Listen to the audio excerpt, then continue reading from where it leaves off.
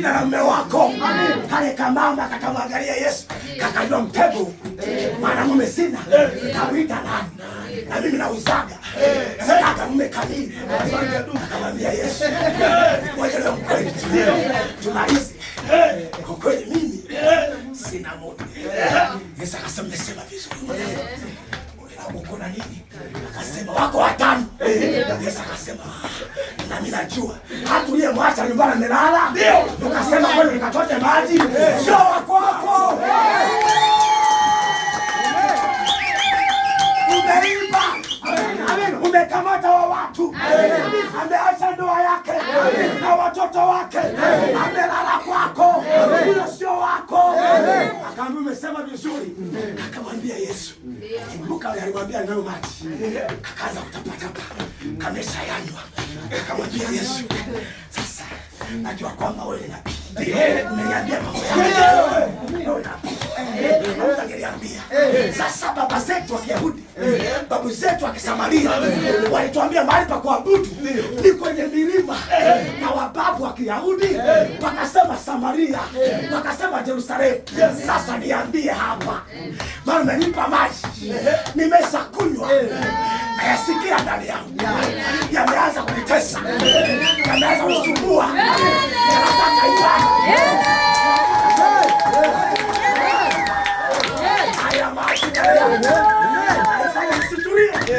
Nataka ibada. Sasa niambie.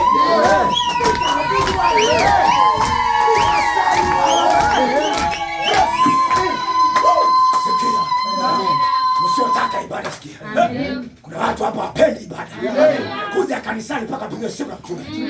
Kuja kanisani mpaka andikiwe message. Kuja kanisani mpaka bembelezwe. Wewe hujaokoka. Janywa maji. Hujakutana na Yesu. Hivi nilikutana na Yesu. Hivi nilikutana na Yesu. Nilikuwa darasa la 6. Mtoto mdogo. Tangu nilipokutana naye darasa la 6 nilianza ibada. Natoka shuleni na kaptura. Uliosoma zamani najua. Tulikuwa tuvai suruali. Tulikuwa kaptura. Natoka ibada kaptura. Tukimaliza vipindi tu na kanisani shuleni wakaanza kuita mchungaji. Nakimbia ibadani. Jumatano niko ibadani. Mimi sikopea so prayer. Nimekokea holiness. Kwa watu wale msimamo wa ibada. Kusuka nywele zambi. Kuvaa pete zambi. Kuvaa hereni zambi. Kujipamba zambi. Nimeokokoka kule. Nina msimamo. Mimi kila ibada nipo. Kitoto kidogo. Nimeenda sekondari. Kila ibada nipo. Natoka ibadani. Shuleni. Cha kwanza ibadani. Kwa sababu nimekunywa maji. Yananitesa moyoni. Yanisumbua moyoni. Siwezi kutulia. Siwezi kunyamaza. Maji ataka ibada. Yule mama kanywa maji. Yakaanza kumtesa. Akamwambia Bwana, nasikia ibada imeanza ndani yangu.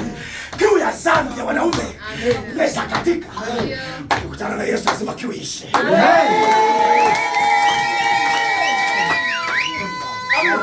Kuna watu wako kanisani, wamekuja kanisani ila hawajakutana na Yesu bado. Wana tabia za nje zile zile. Wana matusi yale yale. Wanaombea ule ule. Wana uongo ule ule. Tabia za zamani zile zile. Hawajakutana na Yesu. Lakini sisi wenzenu tumekutana na Yesu. Na ukikutana na Yesu, hatua yako ya kwanza lazima kiu ya dhambi ikatike. Haya makanisa yenu ya leo haya. Wanafariji. Hata ponaga kidogo kidogo. Mwache ende kusali. Anatoka ibadani, anakwenda kuuza baa. Anatoka ibadani, anaenda kuuza vitumbua na nyanya. Anajiuza na yoko. Nasema tatu kidogo, mwaka wa kwanza, wa pili, wa tatu. Huyo Yesu gani? Asiyebadilisha watu. Yesu gani atengenezi watu? Hilo kanisa ni bagara la shetani. Pakimbie kama ukoma. Kanisa lazima wenye dhambi wabadilike. Kanisa ile dhambi lazima wabadilike. Hatukatai. Nimesikia juzi wanamponda kapora. Mimi tulikuwa na mashini juzi wiki iliyopita tuingia kwa kapora sasa. Wanamponda kapora wala uchungaji.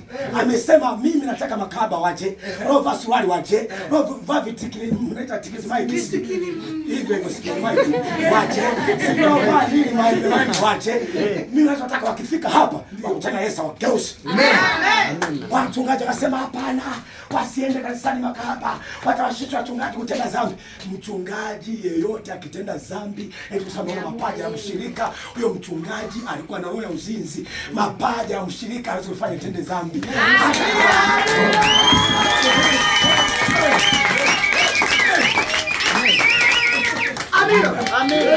Huyo mchungaji tikiti. Huyo mchungaji kipande cha sabuni. Mchungaji hata akiona mapaja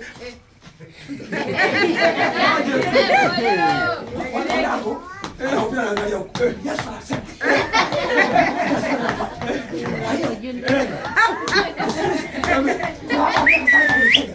ndio utega nani mkoa hawewe unajiteka mwenyewe. Kwa Yesu. Nafuka hapa akisema ni tulia kabisa. Nasema kwa kanzu kama hapana. Alikuja ngoza kahaba. Amejiachia. Afunga tu kanga. Ndani hakuna kitu. Kaja tu kanga pale kisimani. Anajipitisha. Na alipomwona Yesu, na Yesu alikuwa mzuri wa sura.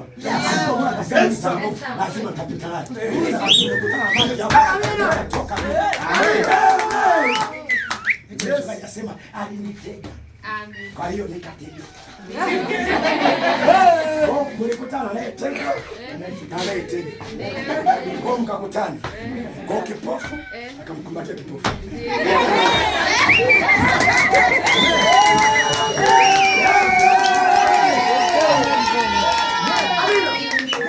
Nikimwona binti kama huyo kanisa kwangu hajavaa vizuri, wala siwezi kuingiza kwenye mahubiri. Namwangalia vizuri na tabasamu, nampenda. Baada ya ibada ya kwanza, ya pili, ya tatu, kavaa vile vile, namuita. Naambia binti yangu njoo tukae. Naambia binti sikiliza, unaamua kuokoka? Unajua maana kuokoka? Kuokoka ni kutoka utumwani. Utumwa nini? Wa dhambi. Na leo kuokoka sio bibi yako, sio shangazi yako, ni Yesu wa Nazareti. Kama Yesu amekuokoa, hawezi kuacha tabia za asili. Lazima ziponye. Namwambia mwanangu, mavazi haya hana utukufu. Niko nayapenda. Lakini maandiko yanasema alionekana kijana mmoja akitembea njiani kwenye kitabu cha Misali, akakutana na binti aliyevaa mavazi ya kahaba. Kumbe yako mavazi ya kahaba. Namwambia binti yangu, kama una nguo nzuri, shika 50 hapa. Katafute nguo. Jumapili ijayo uje na nguo ya heshima.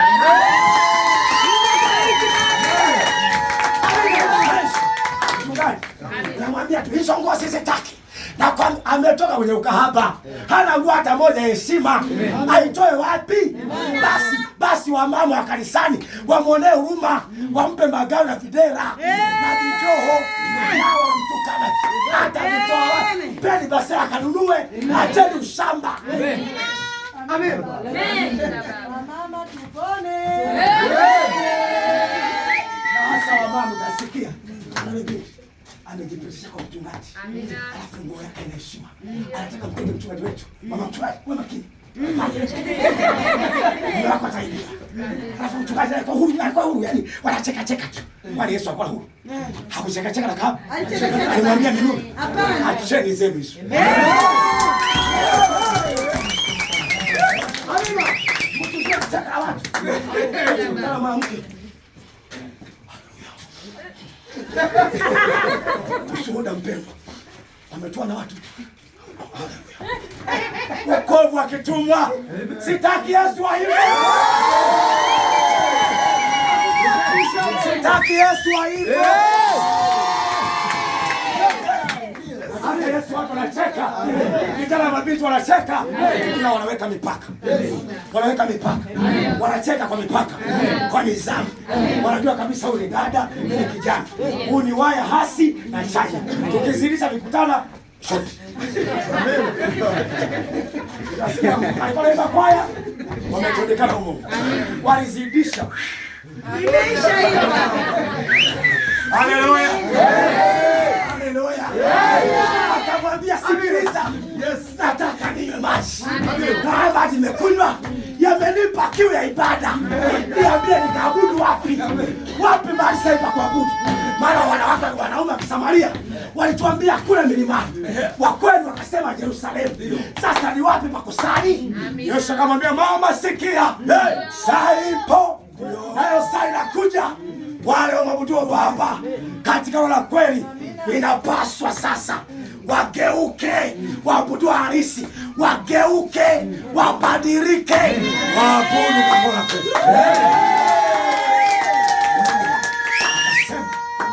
Kwa kuwa Mungu anawatafuta watu kama hao ili wamwabudu. Hizi nyakati Mungu wa mbingu naishi anatafuta watu wako mabudu. Patikana nyumbani mwa Bwana. Patikana nyumbani mwa Bwana. Mungu anapokuja hapa anatafuta kumabudu.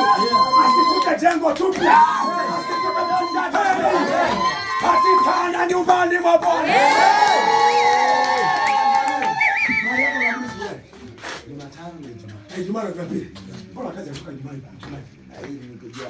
Jumatano, Ijumaa. Patikana Jumatano. Usije tu Jumapili. Ukiwa Jumapili peke yake hutakuwa kiroho. Kiroho chako wewe wa Mbeya, wewe wa ushirika, wewe wa hapa, wote hili neno latuhusu. Badilika. Watu ibadani wanasukumwa kama ile gari bovu iliyoharibika. Ukisukuma kwa wanashtuliwa. Usibustiwe wewe. Wewe mtu mzima, unajielewa. Kimbilia nyumbani kwa Bwana. Na unalisema neno moja nimetaka kwa Bwana. Nalo ndilo nitafuta. Sio pesa, sio mali, sio ufalme, sio majumba. Nikae nyumbani mwa Bwana. Siku ngapi? Zote. Ndio maisha yangu. Daudi akasema, nalifurahi sana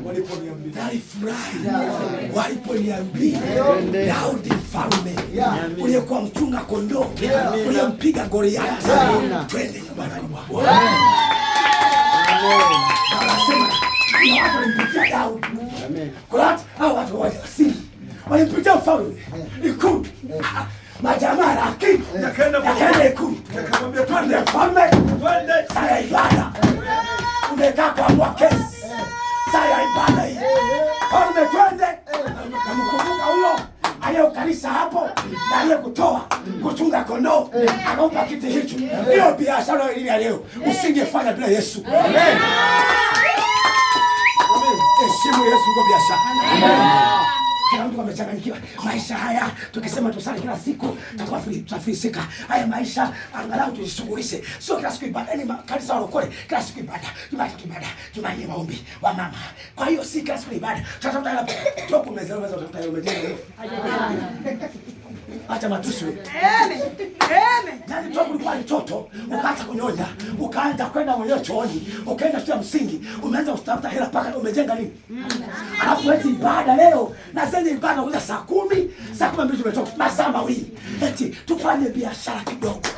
Utakuwa masikini wewe na watoto wako mpaka pua yako.